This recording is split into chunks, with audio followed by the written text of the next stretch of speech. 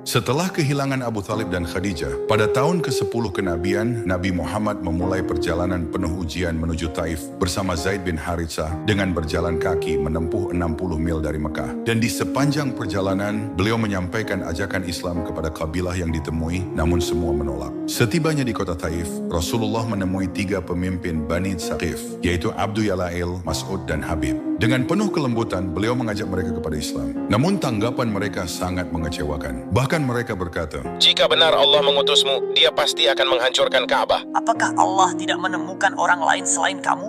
Mendengar itu, Rasulullah menahan sakit hati dengan lembut berkata, "Jika kalian menolak, rahasiakanlah tentang kedatanganku ini."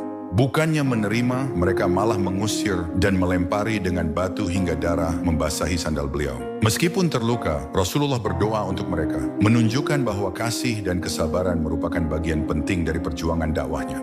Setelah penolakan keras di Thaif, Rasulullah Shallallahu Alaihi Wasallam dan Zaid bin Haritsah berjalan mencari tempat perlindungan. Dalam keadaan terluka, akhirnya beliau sampai di kebun anggur milik Utbah dan Syaibah. Lalu beristirahat sambil berdoa, "Ya Allah, hanya kepadamu aku mengadu kelemahan dan ketidakmampuanku. Jika engkau tidak murka padaku, maka aku ridha." Melihat keadaan Rasulullah, pemilik kebun merasa iba dan mengutus budaknya, Adas, untuk memberinya anggur. Ketika Rasulullah hendak memakan anggur dan mengucap bismillah, Adas terkejut dan berkata, "Ucapan apa itu? Di sini tidak ada yang mengucapkannya." Rasulullah lalu bertanya Adas tentang asal-usulnya, dan Adas menjawab bahwa ia berasal dari Ninawa dan beragama Nasrani. "Jadi engkau berasal dari Yunus bin Matta?" Adas pun heran. "Bagaimana Anda tahu tentang Yunus?" "Beliau adalah seorang nabi, begitupun aku." Mendengar itu, hati Adas bergetar oleh ketulusan dan pengetahuan Rasulullah. Ia pun berlutut dan mencium tangan Rasulullah, mengakui kemuliaannya dan menyatakan masuk Islam.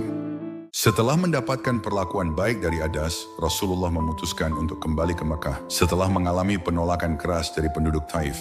Dan ketika beristirahat di Qarnul Manazil, tiba-tiba segumpal awan kelabu menaungi beliau. Dan di saat itu, malaikat Jibril bersama malaikat gunung datang menghampiri. Jibril pun berkata, "Wahai Rasulullah, sesungguhnya Allah mendengar ucapan dan penolakan kaummu. Aku membawa malaikat penjaga gunung yang siap melaksanakan perintahmu untuk membalas mereka." Malaikat gunung pun berkata, "Apa yang engkau inginkan, wahai Rasulullah? Aku siap menghancurkan penduduk Taif dengan 2 gunung besar ini." Dengan penuh kasih, Rasulullah menjawab, "Tidak, aku berharap dari mereka kelak akan lahir orang-orang yang menyembah Allah." 2 malaikat pun terdiam, takjub atas pengampunan dan kasih sayang yang luar biasa.